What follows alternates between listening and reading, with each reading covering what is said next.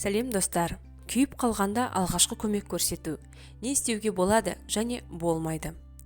Мені жоғалтпас үшін лайк басып, каналыма тіркеліп, жаңа видеоларымды көру үшін қоңырауша белгісін басып қойыңыз. Алдағы уақытта денсаулыққа пайдалы кеңестермен көбірек бөлісетін боламын. Күйік бұл терінің және тіндердің зақымдануы.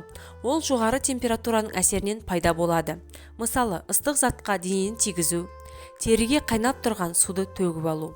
Бірақ басқа да жолмен күйіп қалуға болады. Мысалы, сәулелену. Оның кесірінен күн астында күйіп кетеміз. Немесе жасанды қыздырыну аппаратын қолданудың артық мөлшерінен зардап шегеміз. Химиялық заттар. Тұрмыстық химиялық заттарды қауіпсіз жерде сақтаған абзал, және оларды қорғаныш киімді, қолғап, алжапқыш және көзілдірікті қолданып жұмыс жасау керек. Үйкеліс. Сондықтан арқанмен абайлап түсу керек. Электр энергиясы. Электр жарақаттары аса қауіпті. Олар ауыр күйіктермен тіндерге әсер етеді. Күйіп қалған жағдайда не істеу керек? Қандай күйік болса да бірде әрекет ету керек. Бірінші, күйуді тоқтатыңыз. Алғашқы көмек туралы оқулықтарда бұл зақымдайтын факторларды жою деп аталады. Бұл адамды мысалы қайнаған ыстық судың астынан немесе қышқыл ортадан мүмкіндігінше тезірек шығару керек дегенді білдіреді. Солай екені белгілі болса да, дүрбелең сәтте кез келген нәрсе болуы мүмкін. Егер сіз біреуге көмектесіп жатсаңыз, алдымен өзіңіздің қауіпсіздігіңізді тексеріңіз. Яғни өзіңіз қайнаған ыстық судың астында қалмайтындығыңызға және қышқыл ортаға түспейтіндігіңізге көз жеткізіңіз.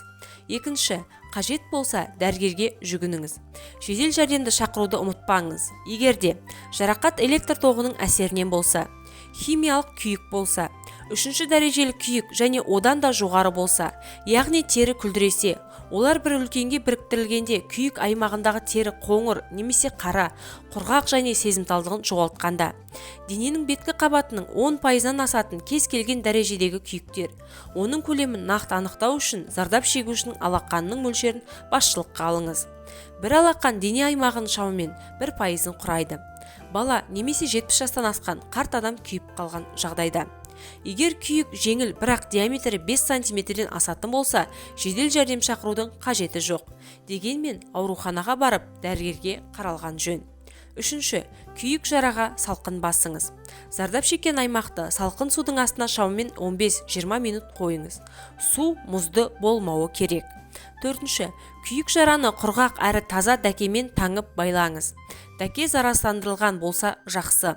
Оның мөлшері күйікті толығымен жабатындай болу қажет. Дәкені тым қатты тартып байламаңыз. Бесінші, ауырсынуды басатын дәрі қабылдаңыз. Зардап шеккен адам парацетамол, ибупрофен немесе немесулитке негізделген кез келген дәріні көмектеседі. Алтыншы, сусын ішіңіз. Зардап шеккен адамға мүмкіндігінше көп сусын ішу керек. Өйткені күйік тіпті кішкентай болса да айналымдағы қан көлемін азайтады. Жылы және тәтті сусын ішуіңіз керек. Мысалы, шай, компот. Не істеуге болмайды? Зардап шеккен аймаққа жақпа қолдануға болмайды. Сонымен қатар жұмыртқа, май, қаймақ және де басқа барлық заттарды пайдаланбаған абзал. Себебі олар жараның тартылуын баяулатады. Дәрігерлерге жараны емдеуге кедергі келтіреді және жараға бактериялар түсіп кетуі де мүмкін. Егер күйік жарасы терең болмаса, хлоргексидинмен зарарсыздандыруға болады. Сондай-ақ тері онсыз да зақымдалып тұрғандықтан, оны одан әрі ушықтырып алмас үшін жарақаттың бетіне мұз қоймаңыз. Қандай жағдайда дәрігер көмегіне жүгінбеуге болады? Үйдегі жеңіл жарақаттарды өз бетіңізбен емдеуге болады. Жеңіл жарақат дегеніміз бұл күйіктен тек қызару немесе бірнеше күлдірулер пайда болған және зардап шеккен аймақтың диаметрі 5 см-ден аспайтын жағдай. Бұл жағдайда сіз ауырсынуды басатын дәрілерді қабылдауыңыз керек.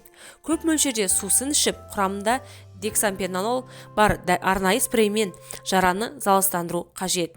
Декспентанол жараның тез жазылуына көмектеседі және спрей түрінде жараға жағу ыңғайлы болады.